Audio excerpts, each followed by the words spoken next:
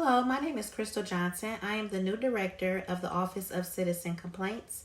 If you are not familiar with the department, we are responsible for reviewing and acting on any complaints against our law enforcement officers.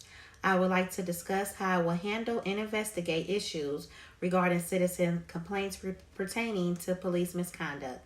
In my speech, I would like to initiate discussion and policy developments related to the investigation of citizen complaints against our officers. Police misconduct, common in many cities, states, and countries, is improper behavior by the police towards ordinary citizens.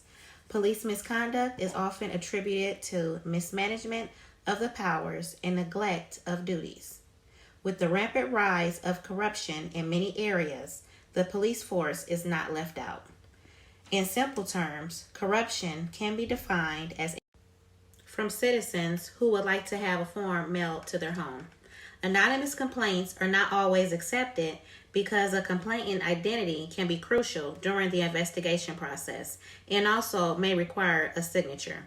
Complaints such as use of unnecessary and excessive force, unlawful arrest, searches and seizures, theft or destruction of property, First Amendment violations, dishonesty, violation of local, state, and federal laws and police regulations, failure to provide identification, and failure to provide a service are all complaints that will be investigated by my department.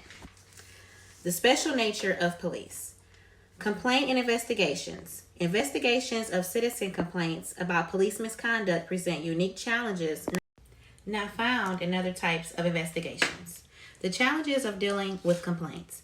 A complaint against a police officer is very different from a complaint against almost any other type of worker in the public or private sector. Police officers are the most immediate symbol of power of the state. The challenges of dealing with police officers.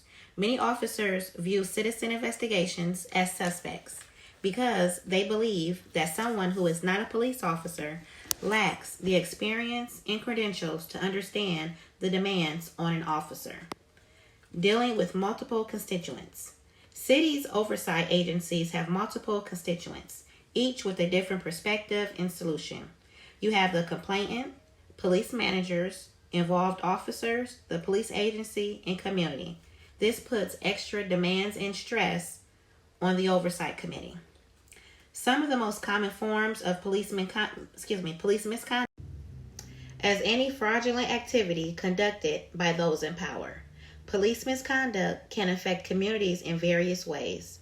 Every time the police abuse their power, it leads to abuse of the human rights of members of the community which it serves. Filing a complaint against an officer should be relatively easy. The types of complaints that we choose to accept will have major implications on staffing needs, system costs, and case processing delays.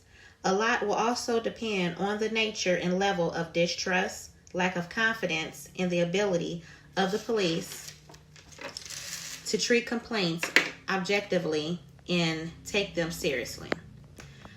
Some complaints are unfounded or simple misunderstandings from poor communication.